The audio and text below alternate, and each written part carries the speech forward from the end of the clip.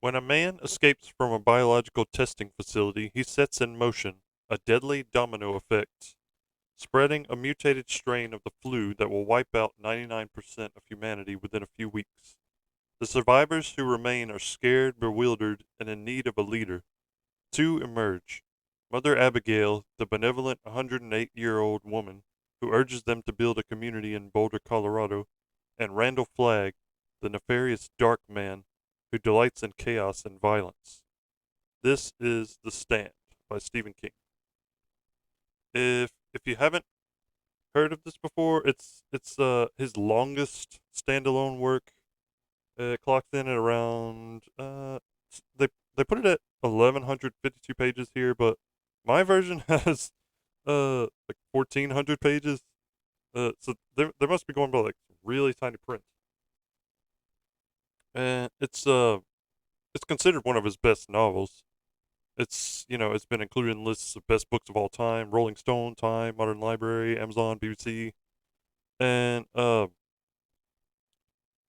it's it's pretty relevant to today, especially the last couple of years, because you know, I don't have to say what we went through.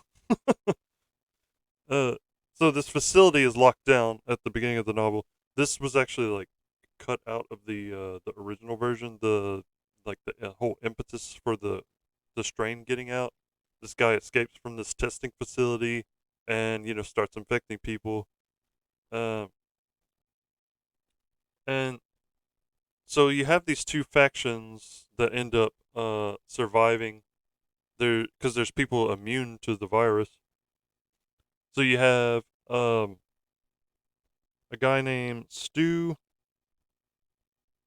who I think he's the one who shit, I can't remember. Oh yeah, he was yeah, he's like the main character. He gets locked up in a CDC facility, because they're trying to test these people and find out why they're immune. But he eventually escapes. And then there's Franny Goldsmith, overweight teenage nerd. Oh no, she's a pregnant college student. Okay, so you got one pregnant girl. You got an overweight teenage nerd, Harold Lauder,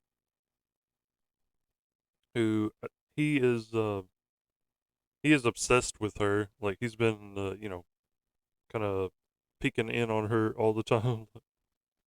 So he Harold becomes one of the antagonists because of his obsession with this girl.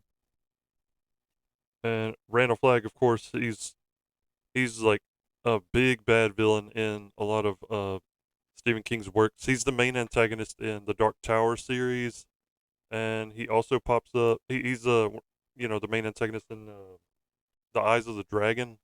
That's a fantasy novel that Stephen King did, where Flagg is like the court magician, basically. And so yeah, this guy is like the embodiment of evil, basically, because he can just come and go as he please and cause chaos. So you also have, yeah, Mother Abigail. Mother Abigail, as I said, she's like the embodiment of good in this, and she's the leader of this other community. See, Randall Flagg has his community in Las Vegas that's all psychopaths and murderers, and like the dregs of society. and Mother Abigail has her own like it's like a commune out in Boulder, Colorado. Larry Underwood is another character, a disillusioned pop singer. Then there's Nick Andros, a deaf mute drifter. Tom Cullen, a kind-hearted mentally disabled man, and Nadine Cross, a teacher in her 30s who's still a virgin, and Ralph Brentner, a good-natured farmer. So these are some of the main characters. There's also this insane trash can man, they call him, who is a pyromaniac. Like he just goes around setting fires wherever he goes. He loves explosions, and so he eventually gets recruited by Randall Flagg. Uh, so you got all this going on. You have this, so there's going to be this big battle at the end, because this was Stephen King's attempt to make an epic akin to like Lord of the Rings. You know, it's good versus evil. It's one faction fighting another faction, all against this post post apocalyptic backdrop. It's pretty wild. There is a mini series on this that came out I think in the 90s. It's pretty good.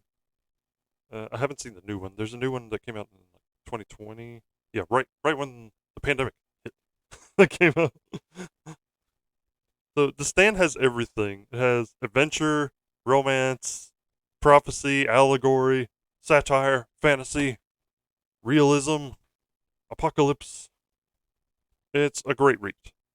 It's a dense read, but I don't think you even like notice the how freaking thick it is when you get in there because you'll get taken for a ride. So yeah, if you haven't, I think if you haven't read any Stephen King books, you can pick this up and enjoy it. I agree with the critics. I think it's one of his best works. I've read a lot of his stuff, and yeah, this is one I really I think about a lot. This and It.